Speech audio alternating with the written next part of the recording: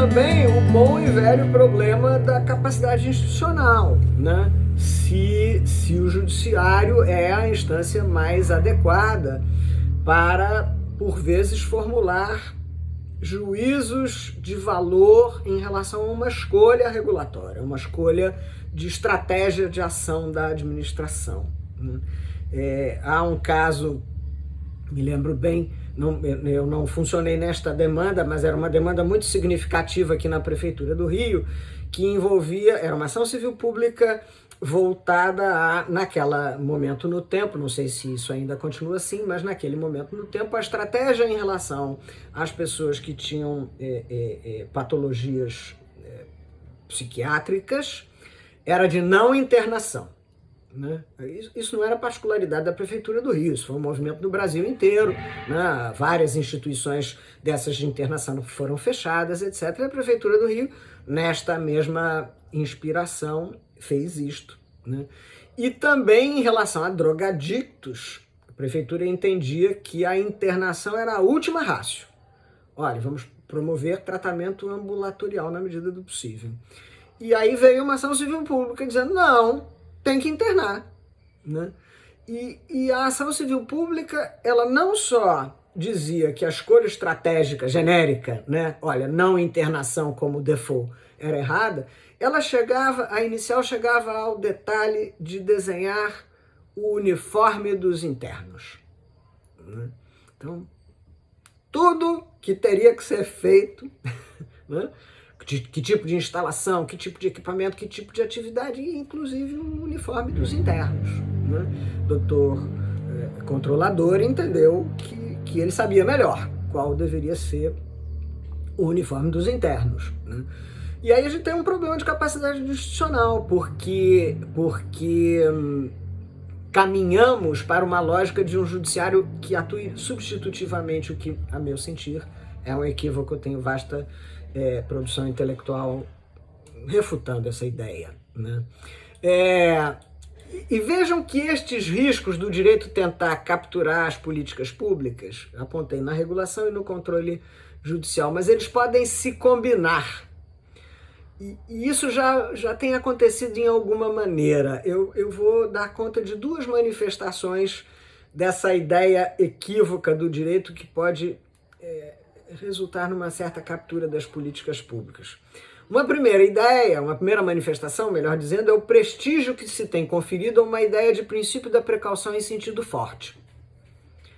Olha, se houver um risco, qualquer risco, mínimo risco, não faça. Bom, né? Isso é típico do direito. Típico do direito. Olha, toda ação pública tem risco. Não existe ação administrativa que não tenha risco nenhum. Ela tem o risco de não funcionar, de não dar resposta ao problema, ela tem o risco de agravar o problema, ela tem o risco de interferir em outra ação pública. Não existe ação pública sem risco. Né? Mas isso é a lógica do direito. Olha, o direito tem que ter a bala de prata, ele tem que acertar. Né? Nós temos que ter certezas. O direito é avesso ao experimentalismo. O avaliar e chegar à conclusão de que aquela estratégia foi ruim, para o direito é mortal, é um erro insuperável, imperdoável. Né? Então essa é uma manifestação da lógica do direito entrando no controle de políticas públicas que pode ser muito prejudicial. Né? Outra manifestação então aconteceu muito aí no período da pandemia, é o apego que os operadores do direito agora têm à ideia de evidências científicas. Isso agora entrou na moda, todo mundo quer a evidência científica. Né? E aí, veja, o que significa evidência científica? Evidência científica significa haver indicadores, né, monitorados de que algo aconteceu. É evidência no sentido, como o evidence do americano, né? A prova, a demonstração. Né? Mas o direito capturou essa expressão evidência científica como algo que indique a certeza no acerto. Olha, só pode oferecer tratamentos médicos se houver evidências científicas de que ele vai resolver. Peraí, certeza de acerto? Eu me lembro, meus caros, há algum tempo participei de uma atividade em que lá estava presente a professora Lígia Bahia, que é uma autoridade muito conhecida no campo da saúde. E a páginas tantas eu não sei se eu terei usado a expressão, eu sei que ela disse: professora, essa expressão evidências científicas a gente não usa mais no âmbito da saúde. A expressão que a gente usa é reticências científicas.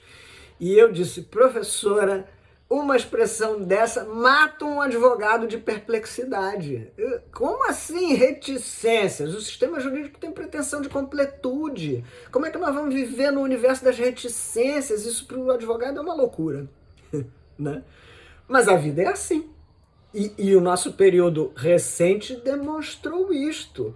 O que era evidência científica em janeiro de 2020 se revelou rotundamente equivocado em junho, dezembro do mesmo 2020, porque estávamos navegando no terreno da incerteza. Ninguém sabia nada dessa Covid, né?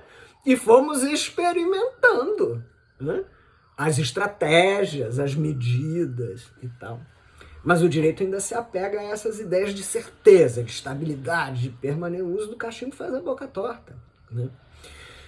E aí, fato é que com esta tendência, né, com esta ainda influência das velhas figuras, das velhas ideias e tal, esse encontro entre direito e políticas públicas, especialmente na seara do controle, quando se vai empreender o controle de políticas públicas, em sede judicial ou mesmo fora delas, isto pode levar a que o direito funcione como um fator de desarranjo da política pública, né?